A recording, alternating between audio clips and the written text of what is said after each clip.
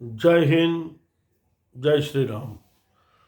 Police ઓફિસરશ્રીનો video જોયો કે auto rickshaw ડ્રાઈવરોએ 1 જાન્યુઆરીથી ફરજિયાત મીટર લગાવવું પડશે.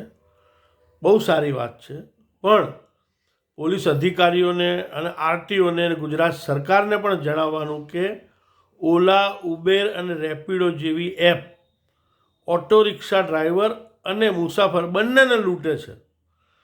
ઓલા, ઉબેર મિનિમમ 30 રૂપિયા લે છે અને રેપિડો તો 49 રૂપિયા મિનિમમ લે છે. એની સામું સરકારશ્રી કે પોલીસ અધિકારીઓશ્રી કોઈ જ કાર્યવાહી કરતા નથી.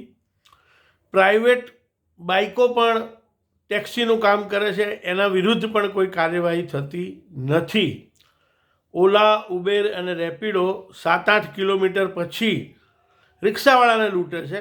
એમને સરકારશ્રીના ધારાધોરણ મુજબ જે ભાડું મળવું જોઈએ એનાથી કિલોમીટરે 1થી 3 રૂપિયા 4 રૂપિયા ઓછા આપે છે.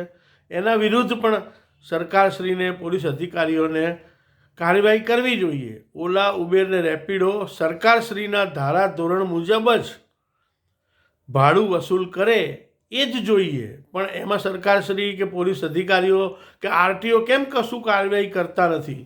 પ્રાઇવેટ બાઇકો પણ ચાલે છે અને રિક્ષામાં પણ જોવા જાઓ તો ઘણી જગ્યા પર ઓવરલોડ લોકો રિક્ષા ડ્રાઈવર પેસેન્જર ભરે છે. એમાં પણ પેસેન્જરની સેફટી નથી, રિક્ષા ડ્રાઈવરની પણ સેફટી નથી. કોઈ મોટો એક્સિડન્ટ થઈ જાય તો મોટો ક્લેમ આવે તો રિક્ષા ડ્રાઈવરને જ ભરવો પડે, કંપની તો હાથ અદ્ધર કરી દે. ત્યારે એના પર બી કેમ કોઈ કાર્યવાહી થતી નથી? વર્ષોથી દરેક પોલીસ અધિકારી કે આરટીઓના સાહેબો કે નેતાઓ જાહેરમાં જોઈ જ રહ્યા છે કે ભાઈ રિક્ષામાં કેટલો લોડ ભરાય છે.